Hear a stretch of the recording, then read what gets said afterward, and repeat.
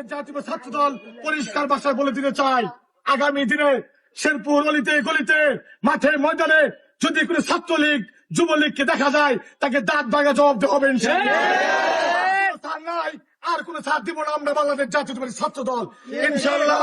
আগামী দিনে এখানে যারা উপস্থিত আছেন, আপনারা সবাই পাড়া মহল্লায় গ্রামে গঞ্জে বিভিন্ন ওয়ার্ড থানা ইউনিয়নে আপনারা রাজপথে রাতের আধারে দিনের বেলায় লাঠি সোটা নিয়ে দাঁড়িয়ে থাকবেন।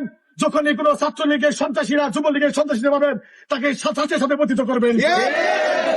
ছাত্রদল সবসময় সুশৃঙ্খল রাজনীতি করতেও সর্বদা প্রস্তুত থাকি। যখন আমরা বাংলাদেশকে দেখি সুশৃঙ্খল বাংলাদেশকে অশৃঙ্খলতার জন্য পায়তারা করে, যখন বাংলাদেশকে উন্নত দেশের জন্য পায়তারা করতেছে দেশ নেওয়ার জন্য তারেক রহমান, তখন এইসব স্বৈরাচারের দোসররা, আওয়ামী লীগের দোসররা, ছাত্রলীগের দোসররা সুন্দর বাংলাদেশকে অস্থিতি দেওয়ার জন্য পায়তারা করতেছে।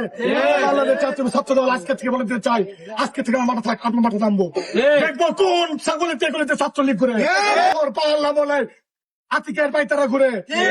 ছাত্রলীগের যে একটা মেরুদণ্ড কমিটি দিয়েছে, এই মেরুদণ্ড কমিটি থেকে আমরা আরো মেরুদণ্ডহীন করে দেবো ইনশাআল্লাহ।